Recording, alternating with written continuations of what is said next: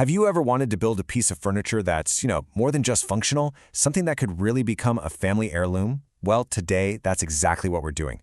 We're going to break down the plans for this absolutely stunning display cabinet, from the very first cut to that final beautiful polish. Just take a good look at this. Wow, this is where we're headed. An elegant, sophisticated piece made from rich mahogany, and it's designed to show off your most prized possessions. And the best part? These plans give you a crystal-clear, step-by-step guide to get from a pile of lumber to this finished masterpiece. So here's our game plan for the project. We're going to start with the vision, the big idea behind the design. Then we'll get into the nitty-gritty of the blueprint itself. After that, we dive into the build in 3 main stages: shaping that amazing foundation, then constructing the case, and finally adding all those critical finishing touches. Every great project starts with a really clear vision. And this cabinet, well, it's not just about storage. It's about creating a true focal point in a room, a special home for things that tell a story. Okay, here's a detail about this cabinet's design that just blows my mind. Believe it or not, it takes up less floor space than your average vacuum cleaner. I'm serious! That is just a testament to some seriously smart engineering. You get this massive visual impact, but with a tiny footprint. It really turns any collection into a curated display. All right, with the vision locked in, it is time to get practical. This is where we look at the plans and figure out exactly what it's going to take to bring this amazing piece to life. Let's do a quick run-through of the vitals. So the plan calls for beautiful mahogany and some birch plywood. The joinery is a really nice mix of techniques, everything from simple butt joints to dowels and biscuits for extra strength. And those key features that give it that classic look, well, it's all about those elegantly curved cabriolet legs, the decorative fluting, and that gorgeous mirrored back. So here's a look at your shopping list. Beyond the wood itself, you're going to need both mirrored and clear glass, some classic hardware like those brass hinges and a knob, and of course your dowels, glue, and whatever finishing supplies you choose. It's a pretty focused list that covers all the essentials. Now, in terms of tools, this project does call for a pretty well-equipped shop. A table saw and a bandsaw are absolutely essential, especially for shaping those legs. A jointer and planer are going to make sure your stock is perfectly flat and square, and a plunge router will be your best friend for adding all those fine details. So, the big question, what's the time commitment? Well, the plans estimate a total of about 18 to 26 hours. And look at this breakdown. The biggest chunk of that time is for assembly, which makes total sense given all the parts. Seeing it laid out like this really makes the whole project feel much more approachable, doesn't it? All right, let's make some sawdust. We're starting with the first real stage of the build, the foundation. We're starting from the ground up, and this phase is all about the base, and specifically, those beautiful cabriole legs that really define the whole piece. Okay, if you look at the exploded view here, our focus is squarely on parts A, B, and C.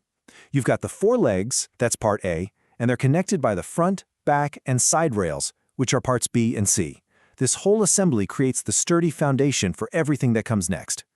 So how in the world do you make those legs? It is such a cool process. You start by gluing up blanks, then you trace a template onto 2 adjacent faces. You make the first cut on the bandsaw, then, and this is the clever part, you temporarily reattach the offcuts with a little hot glue. That makes it square again so you can make the second cut. It's a classic, brilliant technique for creating complex curves.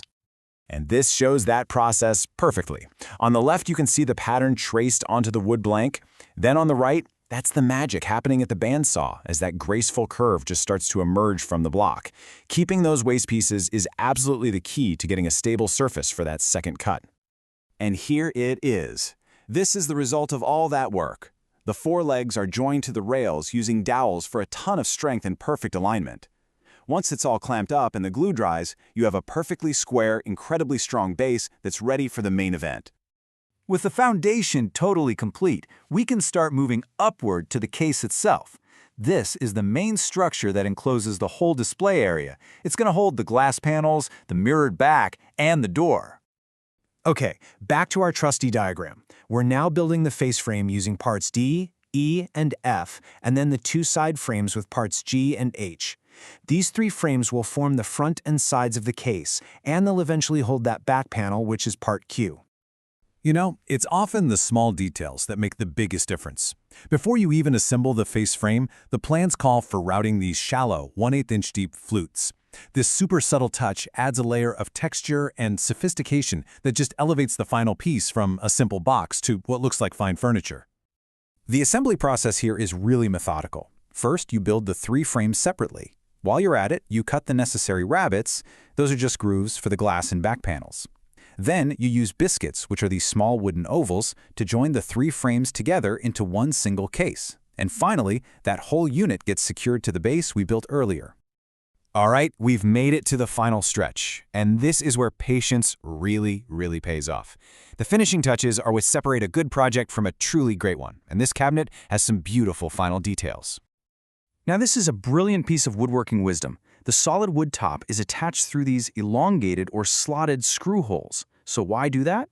Because solid wood expands and contracts with changes in humidity. These slots allow that top to move freely without being restricted, which prevents it from cracking over time.